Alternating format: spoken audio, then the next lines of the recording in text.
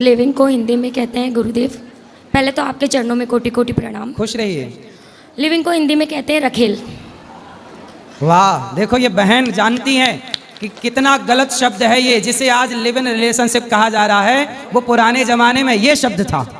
देख लीजिए, और अब लोग इस शब्द को छिपाने के लिए नया शब्द ले आए, और इसलिए भारत की संस्कृति बर्बाद करके ही कुछ लोग करने पे तुले हैं। लेकिन आप लोग समझ गए, तो आप सब कितने लोग सहमत हैं इस बात से कि लिव इन को क्या कहते हैं पुराने भाषा में? यही कहते हैं। गुरुदेव, मेरा आपसे एक प्रश्न था जी। मैं जयपुर राजस्थान से आई हूँ। जी, इंसान को जो भी मिलता है उसके कर्मों से मिलता है या मेहनत से मिलता है? कर्मों से भी मिलता है। कर्म और मेहनत एक ही बात है। जब हम कर्म करेंगे तो मेहनत हो ही जाएगी, और मेहनत करेंगे तो वो कर्म ही होगा। बिना मेहनत के कर्म नहीं हो सकता, बिना कर्म के मेहनत नहीं हो सकती। नसीब में होता है? हाँ, नसीब भी होता है। जो आज आप करेंगे, कई लोग क्या होते हैं, ज़्यादा मेहनत करते हैं पर उनका पेट भी नहीं भरता, और कुछ लोग होते हैं जो कम काम करते हैं, कुछ भी नहीं करते, फिर भी उनके पास खूब धन है। तो जो पिछले जन्म में व्यक्ति पुण्य करता है, वो पुण्य इस जन्म में उसे कम मेहनत से भी ज़्यादा धन देता है। तो उसका नसीब था कि पहले अच्छा किया था, आज उसको अच्छा मिल रहा है। और जो बुरा करता है उसे बुरा मिलता है, वो कितनी भी मेहनत करे परेशान ही रहता।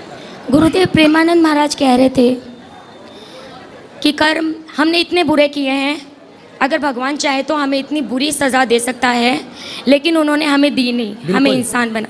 तो हमने इतने बुरे कर्म जब किए हैं तो फिर हमें इंसान क्यों बना दिया? हमने बुरे कर्म किए हैं, इंसान इसलिए बना दिया कि अब मौका दे रहे हैं अच्छे कर्म करके आओ और 84 से मुक्त हो जाओ। 84 लाख योनियों अच्छे कर्म करने के लिए विधाता ने यहाँ पर भेजा।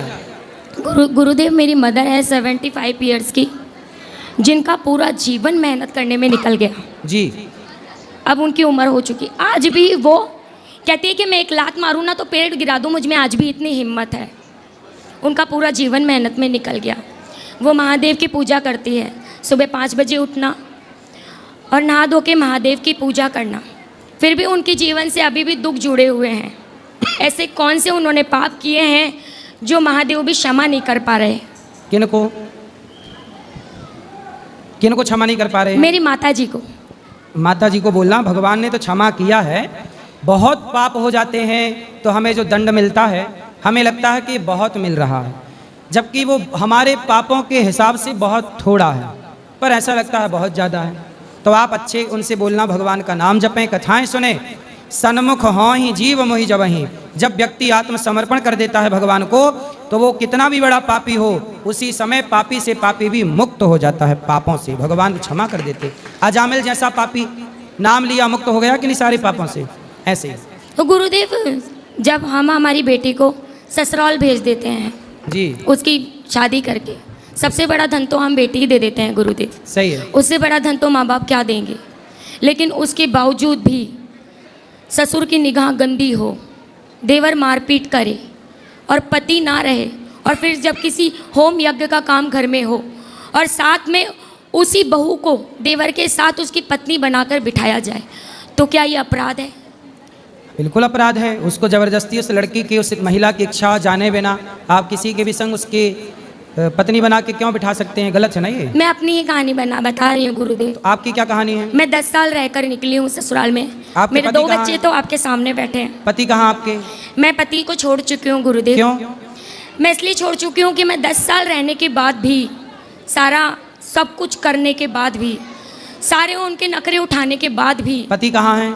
पति तो करता है कहीं काम, उसने दूसरी औरत रख ली और दूसरी औरत तो को। आपने क्यों छोड़ दिया पति को? क्या गलती थी पति की, या आपकी क्या गलती थी? वो गुरुजी कैरेक्टर लेस था। पति? उसको मैंने 3 बार आंखों से देखा। जब भी बाहर काम करना चाहता था, मुझे अपने माँ बाप के पास रखना चाहता था, वो अच्छी बात है। लेकिन जब मैं उसे कह रही हूँ कि तेरे माँ बाप मेरे साथ में अच्छा नहीं करते, पीछे से तेरे देवर, तेरे भाई मुझे मारते पीटते हैं, पीछे से तेरे बाप की नज़र मुझ पर गंदी है, क्यों रखना चाहता है मुझे? क्यों मुझे अपने साथ नहीं रखना चाहता?